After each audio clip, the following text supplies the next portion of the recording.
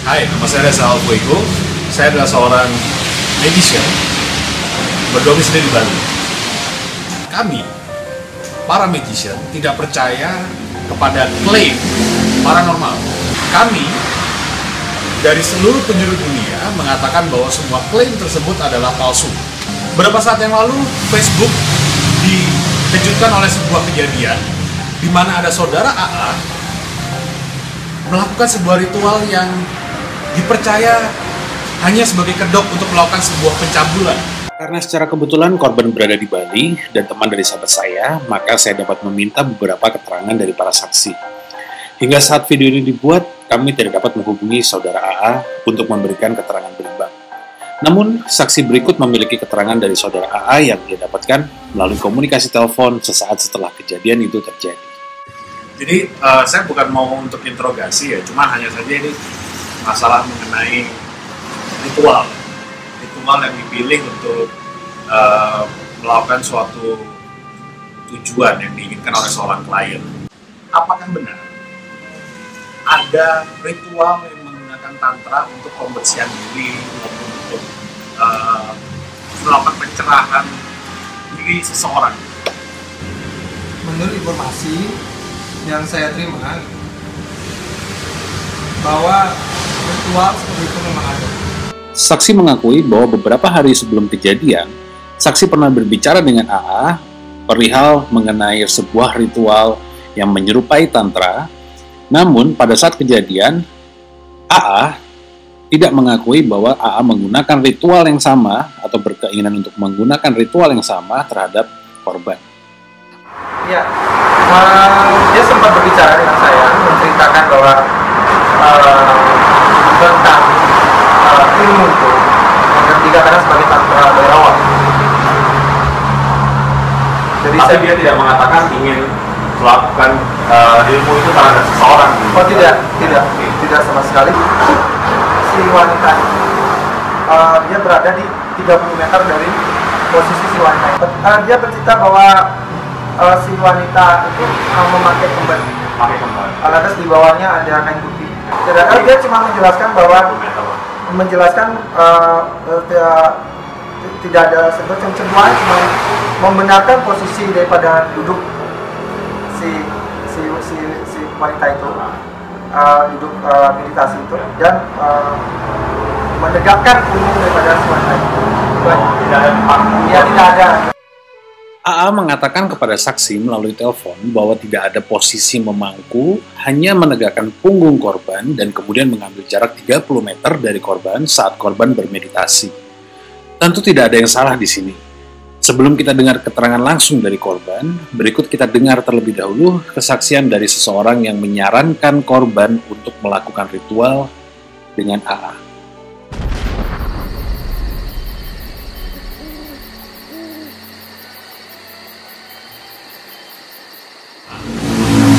Saya baru kenal sama AA dan kenalnya juga melalui Facebook, dan saya sempat chat sama dia menjelaskan kepada saya tentang ilmu-ilmu yang dimilikinya, dan dia berkata dia ingin ke Bali, dia minta tolong sama saya, ingin dibantu dicari pasien, dan saya mengiyakan, ingin membantu. Pernah curiga nggak dari awal bahwa si AA ini akan melakukan hal-hal yang tidak diinginkan atau memang sudah direncanakan di depan? Sedikit pun saya tidak ada curiga sama sekali, karena dari tutur kata sangat sopan sekali. Dari cara bicaranya juga ya sangat rendah hati. Jadi saya sedikit pun tidak ada rasa curiga. Saya mempercayakan sahabat saya yang ingin diterapi pada AA, dan AA pun juga menyanggupinya.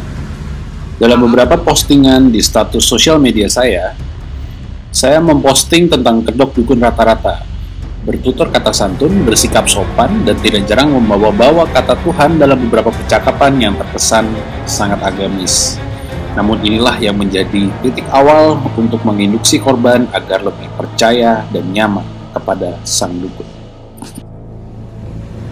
Oke, kapan pertama kali Anda tahu atau Anda mencurigai gerak-gerik AA? Pada saat itu saya baru pulang kerja, sekitar jam 2:30 pagi. AA telepon saya. Dia bilang, "Ted, temenmu kabur." Dia seperti halusinasi gitu, ketakutan, dia kabur pergi. Saat itu saya masih belum khawatir. Saya bilang sama AA, kalau gitu Mbak dicari aja Mbak, kan itu daerahnya ya seputar-putar gitu-gitu aja lah, coba dicari dulu ya Mbak ya, nanti aku segera nyusul. 15 menit kemudian saya telepon lagi AA, saya tanya, Mbak ini gimana nih, udah ketemu? Terus dia jawab, wah nggak tahu aku Teh, aku nggak tahu, aku sekarang udah dihubung nih, coba kamu cari sendiri aja deh. Lah mulai curiga saat itu, loh kok ditinggalin sih pasiennya, kan itu tanggung jawab sampean. Wah, di situ aku mulai curiga pertama kali. Di telepon yang ketiga, saat ketiga kali aku posisi udah nyampe di sana, dia bilang saat itu udah di Kerenang. Dia bilang, aku lagi di Kerenang nih, aku sesat, aku nggak tahu jalan di sini. Lalu aku tanya sama warga, dan warga mengatakan ada. Langsung aku ketemu sama korban, dan aku di sana pertama kali ketemu korban langsung menangis-nangis. Aku benar-benar syok dan terkejut saat melihat korban menangis terseduh-seduh, dan aku deketin korban, aku tanya ini gimana ceritanya, ini gimana kejadiannya, dan korban pun menceritakan kejadiannya kalau dia mengalami pelecehan. Kan adalah, apakah Anda ada permasalahan sebelumnya dengan AA? Oh, sama sekali tidak. Ya, Oke. Jadi tidak ada sama sekali saran dari Anda kapan harus dilakukan, di mana harus dilakukan, menggunakan ritual apa? Tidak ada sama sekali. Baiklah, kita telah mendengar keterangan dari dua saksi. Pertama dari saksi yang dihubungi melalui telepon oleh AA, dan kedua saksi yang menjemput korban saat kejadian, sekaligus teman korban yang mempertemukan AA dengan korban. Selanjutnya saya mengunjungi korban untuk pertama kalinya.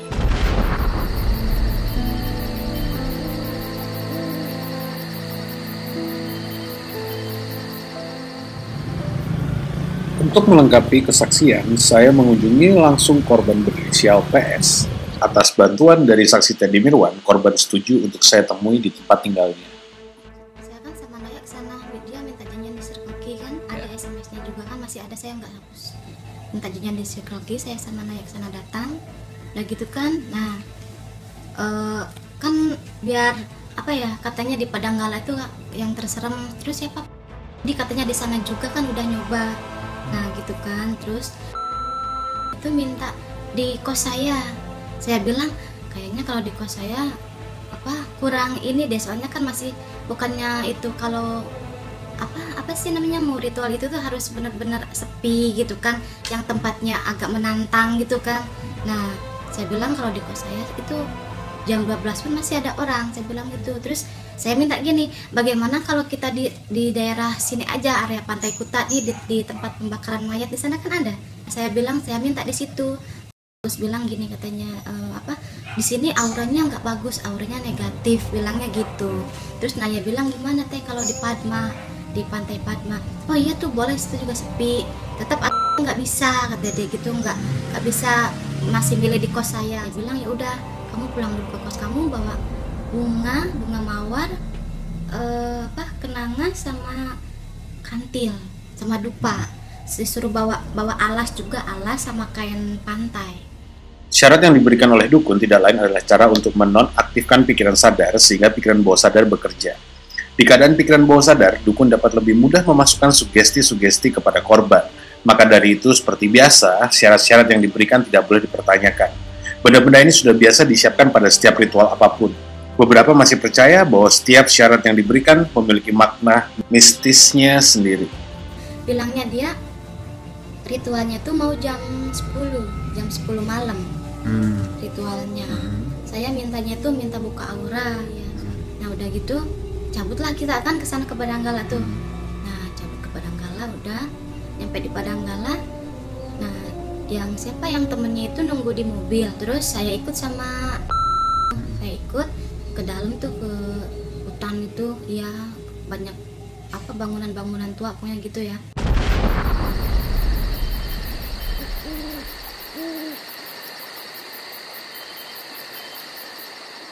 Saya bawa spray putih kan, gelap di situ spraynya, terus dia bakar dupa, terus dia juga tabur-taburin bunga mawar tuh. Nah udah gitu mulai ritual, terus dia bilang suruh buka baju, buka semua. Dia bilang ya posisinya saya duduk begini nih, gini, terus dia di sini juga, tapi saya telanjang ya. Berhadapan-hadapan. Iya, berhadapan-hadapan, terus saya nggak telanjang, pakai apa? Pakai kain pantai itu. Nah, terus dia juga buka baju.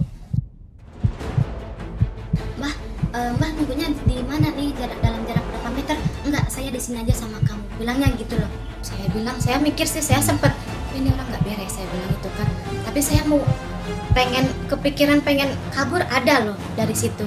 Saya bilang pengen kabur, tapi jujur karena takut itu jalan saya tersesat di hutan kan, tantra.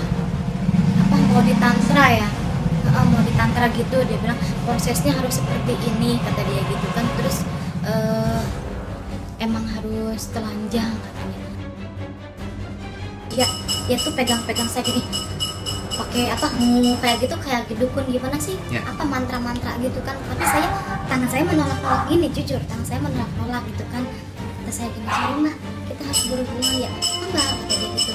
Nah saya pegang, kata dia bilang gitu kan. Saya menunjukin ke kawannya itu, coba aja pegang, dia bilang gitu kan.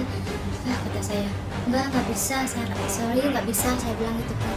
Secara kompleks, manusia memiliki value yang terbentuk secara permanen di dalam pikiran bawah sadar. Seperti saat korban dipaksa untuk melakukan hal yang menurutnya tidak sesuai dengan nilai pada dirinya, maka korban akan secara otomatis menolak sugesti sang dukun. Terus, ya udah sini, kata dia. Kamu duduk di sini, kata di pangkuannya. Kan dia begini, posisi duduknya begini. Terus saya juga begini kan. Nah, saya sempat duduk di pangkuannya dia itu, jujur. Saya sempat duduk di pangkuannya, udah gitu kan. Dia lagi ngulang lagi baca mantra yang gak jelas itu. Nah, lagi dia gini-gini. Terus saya tetap aja nolak gitu kan. Nah, itu untungnya tuh alhamdulillah ada bule ke situ kan. Bawa 4 orang itu. 4 orang bawa senter semuanya kan. Nah, kirain dia itu kan mungkin orang Bali yang lagi patroli pagi itu ngumpet. Aku bilang gini ke bule, ada apa? Aku bilang, di sini aku lagi ritual. Aku masih sempat belum pengen kabur bener-bener tuh, masih adalah mungkin ke hipnotis sama dia gitu kan. Oh ya, sorry ganggu, kata bule itu ya. Aku mikir lagi, lah itu orang kok kayak gitu mukanya. Terus langsung lari dia ketakutan. Ini orang udah nggak bener. Aku ambil sepatu aku, tas aku, sama aku pakai kain pantai kan, tadinya telanjang. Aku lari sekenceng-kencengnya itu, lari udah gitu kan. Nah, dia tuh ngejar aku, hey gitu kan. Dia teriak-teriak, aku nggak peduliin. Dia lempar aku pakai spraynya itu, lempar aku tapi nggak kena, cuma kesini aja rasa anginnya. Aku itu lari sambil aku nangis. Terus lari ngejar bule itu, aku bilang, hey can you help me? Terus bule itu, no sorry, dia bilang itu kan. Aku sempat berhenti di tengah-tengah, ke sana ke arah pantai, ke sini ada yang terang itu pura kan. Aku bilang, aku tadinya sempat mau ke sana, ada mobilnya dia, aku minta tolong sama temennya, pasti sama kan sekongkol. Aku mikirnya gitu. Aku nggak jadi jalan, aku ke sini kan, ke kanan larinya. Terus ada warga sendiri tuh, Mas bisa minta tolong Mas, kenapa Mbak? Di situ Mas ada dukun cabul Mas, saya lagi ritual, taunya saya mau diperkosa, saya bilang gitu kan. Nah, si mas itu langsung kan ngobrol sama saya. Ada yang di sana kan taunya kos-kosan itu, nyamperin ke saya, mulai ributlah mereka, nanya-nanya saya sambil nangis juga saya jelasin ke mereka gitu loh. Kok mana orangnya? Ada di sana bawa mobil, cegat, mereka bilang kan cegat. Nah, saya lagi ngobrol, terus saya itu bawa mobil kenceng banget itu, saya mobilnya itu mereka kejar, tapi mereka nggak ini kan, nggak kekejar gitu loh. Kerjanya mereka nggak bawa motor, pakai kaki, jalan kaki gitu, lari gitu kan. Iya. Berarti pada saat di pangku itu posisinya Mbak masih pakai kemben tapi telanjang. Iya. Dia juga telanjang. Oke. Alasan dia untuk bisa buat Mbak April yakin bahwa harus telanjang tadi apa? Di titik mana? Di kata-kata yang mana? Tantra. Dia sempat jelasin nggak tantra itu seperti apa? Nggak sempat. Nggak. Saya tahunya ya saya ingin buka aura, buka ritual kayak gitu, saya ikutin gitu loh. Kalau misalkan tidak terganggu dengan bule tersebut, yang di pikiran Mbak apa, dan kira-kira apa yang Mbak April ambil keputusan itu? Nah, entahlah, kalau mungkin aku masih percaya juga, tapi aku di hati aku emang ini orang udah nggak bener, tapi aku kepengen lari itu, aku nggak berani, soalnya aku di hutan kan. Terus dia jalannya ngajaknya tadi itu pas masuknya tuh yang berkelok-kelok, yang ke semak-semak ngajak jalannya, jadi aku nggak tahu jalan. Pertanyaan terakhir, kira-kira apa yang Mbak akan lakukan kemudian, karena ini berhubungan dengan saran kita kepada teman-teman juga nanti yang lain, perdukunan yang lain, bahwa sudahlah masalah ini stop, case close, kasus ditutup, tidak ada yang melanjutkan pada hukum dari Mbak. Tapi apa menurut Mbak sendiri gitu? Ya, aku sih pengennya ketemu sama Agus ya. Karena dari kemarin aku pengen banget ketemu Agus gitu loh. Gimana reaksinya? Soalnya kan tanggapan Agusnya malah bilangnya aku yang memfitnah dia, memperkosa, yang bilangnya Teddy ngejebak dia. Hal itu nggak benar, dia itu ngeles gitu loh. Dia itu nutupin dirinya sendiri gitu, aibnya sendiri. Dengan ngomong kayak gitu, aku pengen ketemu langsung sama gitu loh, pengen buktiin kalau aku ini emang bener-bener nggak bohong, apa yang dia lakuin itu emang bener-bener terjadi gitu loh. Aku pengen ketemu sama langsung. Mbak, tolong, saya dengan sangat kerendahan hati saya minta tolong sama Mbak, kita selesaikan masalah ini baik-baik. Temui saya pasti menerima Mbak dengan baik-baik. Kita selesaikan semuanya ini biar tidak terjadi ketidakseimbangan. Hanya ada satu opini yang berjalan di sini. Saya pingin kita bisa mengklarifikasi masalah ini dengan jelas agar tidak ada penyesatan opini. Mbak bisa mendapatkan posisi yang bagus dan teman saya juga dapatkan posisi yang bagus. Kita jelaskan bersama-sama dan kita selesaikan ini secara kekeluargaan.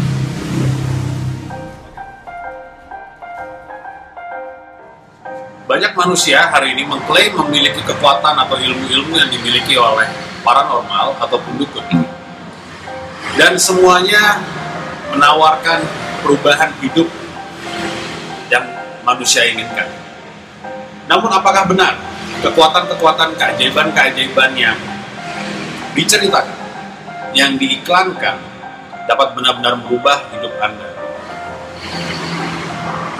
Benarkah para kekuatan dukun yang terlihat seperti sebuah sulap dapat merubah Anda menjadi lebih baik daripada hari ini?